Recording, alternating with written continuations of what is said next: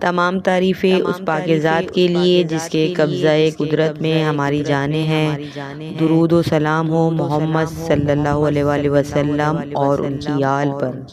حضرت امام موسیٰ کاظم علیہ السلام اہل بیت کے ساتویں امام اپنی علم، زاہد، صبر اور عبادت کے لیے مشہور تھے۔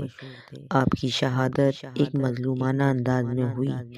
امام موسیٰ کاظم علیہ السلام کی زندگی کی زیادہ تر سال عباسی حکمرانوں کی مخالفت اور سختیوں میں گزرے۔ خاص طور پر عباسی خلیفہ ہارون رشید نے آپ کو کئی مرتبہ قید کیا۔ ہارون رشید کو امام کی مقبولیت اور حقانیت کا خوف تھا، اس لیے اس نے آپ کو بغداد کے قید خانے میں منتقل کرا دیا۔ امام کو کئی سال قید میں رکھا گیا، جہاں آپ پر سخت مظالم ڈھائے گئے اور آپ کو بہت سی تکالیف دی گئیں۔ آخرکار ہارون رشید نے سازش کے تحت امام کو زہر دلوا دیا۔